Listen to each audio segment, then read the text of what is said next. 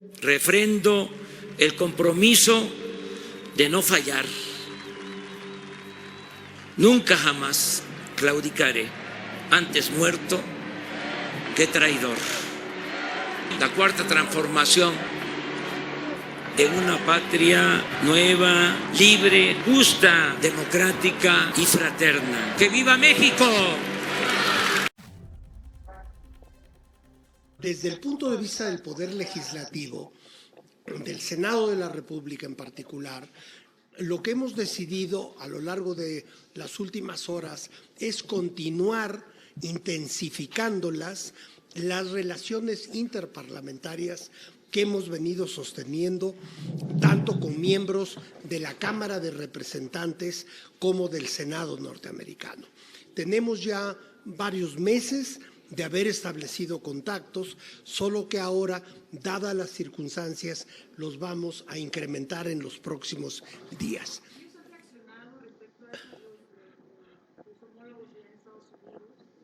A lo largo de estos meses, desde luego. No, permítame, si les relato. Entonces, hoy me invitó el presidente de la mesa directiva del Senado a retomar de manera intensa estos contactos que, como dije, habíamos venido sosteniendo a partir del día de hoy.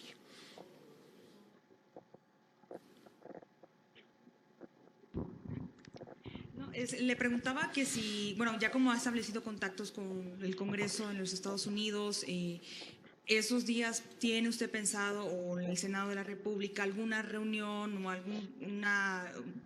una conexión con ellos estos días? Saber que tenemos previsto algún viaje a Washington precisamente para incrementar y subrayar la importancia de la nueva situación que estamos viviendo a partir de las últimas 24 horas. Entonces, todavía no tengo definida una agenda específica, ya sea para los encuentros parlamentarios o para un posible viaje a Washington, pero estamos en eso y en las próximas horas habrá de decidirse cuándo, quiénes acudimos del Senado a Washington, como digo, a entrevistarnos con miembros de ambas cámaras. Ahora le pregunta Salvador Martínez del Canal 11. Gracias, buenas tardes, senador. Una pregunta. Además de tensionar las relaciones y el proceso de ratificación del TEMEC, ¿de qué manera afecta esta situación generada por el presidente norteamericano? Yo creo que afecta de manera muy importante porque incide en ambos procesos, ¿no? Por un lado, lo que es estrictamente la posible ratificación del nuevo tratado y por otra parte, toda la relación bilateral entre Estados Unidos y México se ve afectada por las expresiones del presidente Trump de las últimas horas. Yo personalmente pienso que han sido expresiones muy desafortunadas porque, por una parte, enrarecen lo que debe ser el espíritu de cooperación constante y profunda entre los gobiernos norteamericano y mexicano para resolver los inmensos retos que tenemos de frente. Es decir, todos sabemos que en los últimos meses se ha incrementado el flujo de migrantes hacia los Estados Unidos en proporciones, diría yo, que no habían ocurrido en muchísimo tiempo, si es que habíamos tenido estas cifras tan dramáticas de migrantes. Cuando uno tiene un problema así de serio, que tiene implicaciones nacionales para ambos países, además también, y no es lo menos, para los países centroamericanos, en particular los del Triángulo Norte, cuando uno está tratando de abordar un asunto de tal importancia, en mi opinión personal, lo peor que puede uno hacer es enrarecer el ambiente ya de suyo difícil para abordar estas cuestiones. Creo que lo que tenemos que hacer es contribuir al restablecimiento del diálogo respetuoso, acorde con las condiciones internas de cada país y seguir avanzando en esa dirección, no los enfrentamientos. Le pregunta ahora Adrián Aguilar del Canal del Congreso. Gracias. Buenas tardes, senador. Por una parte, preguntarle si usted ya tuvo comunicación con el canciller y también para poder establecer una agenda de lo que ustedes, como parte del Senado de la República, abordarían al llegar allá a Estados Unidos. Y existe también una tercera parte, que es Canadá. Casi no se ha hablado de este punto. ¿Ustedes han entablado algún tipo de conversación con sus homólogos en Canadá para buscar un tipo de apoyo en este tema? Desde luego que sí, en ambos casos. Empiezo por lo último que usted mencionó. Hemos tenido contactos con el Parlamento canadiense. De hecho, yo estuve en enero, me parece que fue en enero o en febrero creo, en Ottawa, y allí tuvimos un amplio diálogo sobre el tratado y también sobre otros temas de la relación México-Canadá. En cuanto a su pregunta de los contactos con el canciller Ebrard, yo diría que esos contactos son constantes. Desde luego, hace 24 horas estamos juntos aquí, como ustedes todos pudieron atestiguar, pero también en las últimas horas hemos estado en contacto continuo con la Secretaría de Relaciones Exteriores. ¿Pero qué le ha dicho? ¿Hay algún tipo de avance, algo que nos pueda platicar? Digo, me ha dicho lo que es un tanto obvio, que ya están ellos aprestándose a iniciar estos contactos y ya las cuestiones de detalle, como suelo decir, se las cuento cuando sea más grandecito. Silvia Arellano, de Grupo Milenio. ¿Cómo? Silvia Arellano, Grupo Milenio. Buenas tardes, senador. Preguntarle, ya en la Cámara de Diputados están pensando en realizar un congreso interparlamentario con congresistas de Estados Unidos. Preguntarle si ya tuvieron comunicación con usted o si usted también aquí en el Senado estaría proponiendo algo similar. El contacto desde luego está. De hecho, yo voy a comer en las próximas horas o días con don Porfirio Muñoz Ledo, el presidente de la Cámara. De manera que también hay contactos, pero aún no se ha hablado específicamente de una reunión interparlamentaria en México, ¿no? Como digo, hasta este momento el énfasis principal es en acudir a Washington, hablar además no solamente con el Poder Ejecutivo y el Legislativo, sino con los demás sectores profundamente involucrados en estos temas, como son el sector de la opinión pública, los medios norteamericanos, el medio empresarial, y luego también hay que decir que hay que considerar los gobiernos estatales, porque hay determinados estados norteamericanos para los cuales estos temas son cruciales. Para que fijen ustedes una postura, digamos, por ejemplo, en los medios y que los empresarios y los demás sectores conozcan su punto de vista desde ustedes. Así es. Que hay que decir, muchas veces coinciden los puntos de vista mexicanos con los de determinados sectores norteamericanos, por razones económicas, por razones sociales, de seguridad, etcétera. Se podría hablar de una agenda compartida con distintos sectores norteamericanos y ahí es donde tenemos que abundar y abonar al diálogo. No se contribuye a eso con declaraciones o medidas que solo incrementan el conflicto en vez de avanzar hacia su resolución. Gracias. ¿Alguien más? Le pregunto ahora a Georgina Saldierna, de la Jornada. Claro.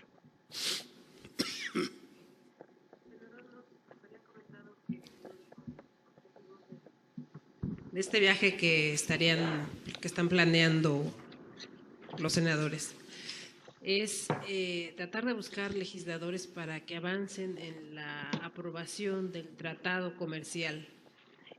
Así es. Mi pregunta es, ¿qué alicientes hay para que republicanos, que son mayoría, pudieran pues aprobar el tratado si su principal líder no está buscando precisamente la suscripción del acuerdo, sino más bien sacar pues un beneficio político con todo lo que está haciendo?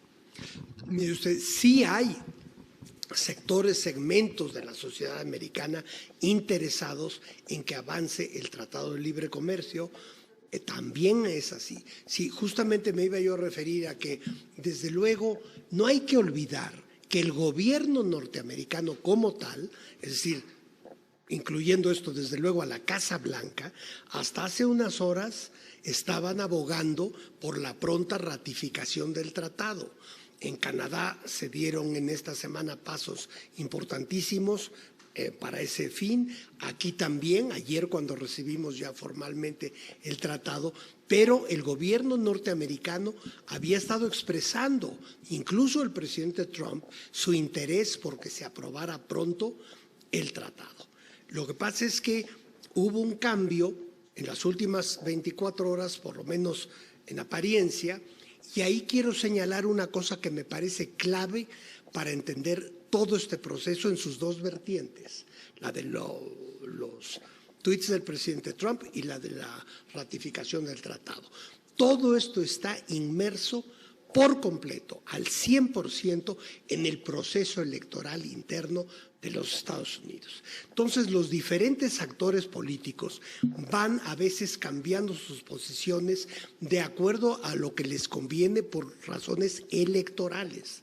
Es decir, los republicanos, según van midiéndole el agua a los camotes, y los demócratas también pueden ir variando, así sea ligeramente o no ligeramente, sus posturas.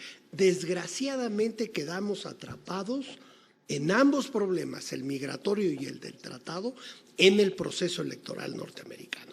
Eso es lo que es lamentable, porque entonces ya las respuestas norteamericanas no necesariamente tienen que ver con la solución de estas cuestiones bilaterales, y que incluyen desde luego a Centroamérica, sino que muchas veces sus respuestas son para sus electores, para, en el caso del presidente Trump, para los sectores que lo llevaron al poder. Bueno, eso era por una parte, pero creo que tenía otro componente su pregunta, ¿no? Sí, claro, que si aún entre republicanos, que si no solo entre los demócratas, hay, digámoslo así, voces afines, por un lado a la conveniencia de ratificar el tratado en los tres países y por el otro lado en tomar un enfoque racional, no emocional, a la solución del problema migratorio. También quiero enfatizar una cosa o dos, que he estado refiriéndome esta tarde aquí con ustedes casi exclusivamente al hablar del asunto migratorio a México y Estados Unidos, pero no olvidemos ni por un momento que el actual escenario de las migraciones tiene mucho más que ver con los países centroamericanos. Como todos sabemos, en los últimos meses y ya años, las grandes migraciones a Estados Unidos no provienen de México, como era el caso hace años, sino de Centroamérica. Eso por un lado. Por otro lado, la solución que México ha propuesto como una manera de resolver el fondo del problema migratorio es este gran, enorme proyecto de desarrollo social y económico que fue presentado en el Palacio Nacional la semana pasada y que se hizo a instancias del gobierno mexicano, pero con la colaboración crucial de la CEPAL. De hecho, el programa fue presentado, como estoy seguro que muchos de ustedes habrán atestiguado, por la directora de la CEPAL, la doctora Alicia Bárcena. Entonces, en ese programa, que insisto, es la solución de fondo al problema migratorio, desde luego que están involucrados El Salvador, Guatemala y Honduras, y ese plan de desarrollo social se hizo con la anuencia y con la colaboración de los gobiernos de esos países centroamericanos. De manera que no perdamos de vista, por las circunstancias de las últimas 24 horas, que América Latina es América Central en particular, y el Triángulo del Norte son un factor crucial en todo esto. ¿Alguien más, compañeros? No tenemos más preguntas registradas, señor senador. Bueno, a mí me gustaría, pensé que a lo mejor surgía la pregunta, pero me gustaría mencionarles una cuestión. Me refiero a la carta que envió el presidente López Obrador al presidente Trump ayer. A mi modo de ver, se trata de un documento verdaderamente extraordinario, porque implica muchas cosas. Una visión en conjunto de la relación bilateral, y no solo de la relación bilateral Estados Unidos-México en el presente, sino en términos históricos. Como siempre, el presidente de la República pone todos los problemas del presente en el contexto histórico, cual debe hacerlo una persona que tiene conciencia de la historia. Eso es por un lado. Luego, otro elemento de la Carta es que incluso habla de definiciones de la política como tal y de la política exterior también. Es decir, hay un marco conceptual de una amplitud, yo diría, que inusual. Ahora, el centro, me parece a mí, de la misiva que envió el presidente López Obrador es decirle al menos dos cuestiones centrales a los Estados Unidos. No queremos escalar el problema, porque hay algunas voces que han surgido que diciendo que la carta fue quizá un tanto débil. Yo creo que por el contrario era lo necesario. ¿O qué querían ustedes o la opinión pública? ¿Una escalación del conflicto? ¿Que estuviéramos a estas alturas, 24 horas después, en un intercambio de insultos y de acusaciones y de descalificaciones? Yo creo que nadie en México, en su sano juicio, puede pensar que esa era la forma de responder a las medidas anunciadas por el presidente Trump ayer. Ahora, aquí viene un elemento crucial que yo creo que no ha sido tan observado. La carta del presidente López Obrador fue la primera respuesta a la nueva situación creada por estos anuncios del presidente Trump. De ninguna manera es la última de las respuestas que va a presentar México. Y lo dice la carta. No queremos escalar, en palabras menos, palabras más, el problema, convocamos a la razón, al diálogo. Pero también dice el presidente, refiriéndose al presidente Trump, usted sabe que no soy cobarde ni me parece que digo timorato. Eso, bueno, si no lo sabe alguien, que estudie en la biografía del presidente de la República. Entonces, de ninguna manera el tono dialogante, a la vez que muy firme, de la carta de ayer, implica que no vendrían otras medidas, otras alternativas que tiene México para hacer frente a lo que los Estados Unidos vayan planteando. Quiero recordarles a todos ustedes, yo me imagino que en mayor o medida esto es conocido, que son muchas las opciones que tiene México, ¿verdad? No estamos amarrados de las manos ni cegados a esas otras posibilidades. Y eso va desde responder con medidas, digamos, retributivas a lo que se anunció ayer, es decir, anunciar que se podrían poner aranceles a exportaciones norteamericanas. También dentro de la gama de posibilidades que tiene México está recurrir a la Organización Mundial del Comercio con sus propias reglas, plantear cualquier cambio del orden de lo que propuso ayer o de lo que dispuso, mejor dicho, el presidente Trump, plantearlo ante la Organización Mundial del Comercio y pues ahí surgirían problemas incluso de tipo legal, ya no digamos político. Está también, ya mencionaba yo lo de imponer medidas en respuesta a las que se han establecido. Desde luego está la posibilidad de seguir operando con el tratado actual, con NAFTA. Si no se procede con la ratificación del nuevo tratado, siempre podemos remitirnos al actual tratado que está en vigor y que contradice de manera absoluta lo que planteó el presidente Trump el día de ayer. Y entonces, pues eso tampoco creo que fuera algo aceptable para la Casa Blanca, porque desde la campaña del presidente Trump, él había dicho que habría que abandonar el viejo NAFTA. Pero bueno, el NAFTA es lo vigente hoy y según el NAFTA vigente, lo que ayer dispuso el presidente Trump está completamente fuera de lugar. De modo que ahí ven ustedes que México tiene muchas alternativas. El presidente simplemente quiso ayer, repito, ayer, convocar al diálogo a que no sigamos escalando el conflicto, sino que entremos todos en razón y con respeto a la dignidad y a las realidades económicas de cada país, abordemos estos problemas que son muy serios para tratarlos con medidas unilaterales y de origen político interno de los Estados Unidos. Si nos permite, señor senador, tenemos otra pregunta. Le pregunta Ángel Gallegos de TV Azteca.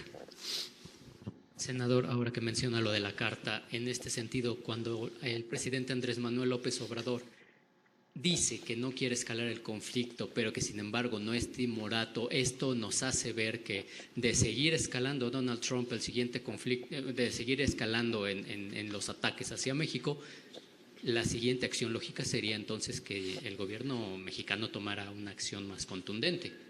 Pues eso es lo que acabo de tratar de explicar, que las opciones de México son muchas, yo diría ninguna está descartada, y ya veremos en los próximos días, según responda el gobierno norteamericano a la misiva del presidente López Obrador, ya veremos lo que le conviene a México llevar a cabo en los próximos días. Todo depende de si entramos en razón y le bajamos la temperatura a esta situación, o si la parte, ni siquiera diría yo norteamericana en general, sino en particular de la Casa Blanca, quiere o le conviene por razones políticas internas querer seguir escalando el problema. Muchas gracias. Ahora sí, de nuestra parte sería todo, señor senador. Bueno, pues nuevamente no saben cuánto les agradezco. Continúen con su trabajo, que yo seguiré con el mío, y estamos en comunicación continua, ¿no? Gracias. Muchas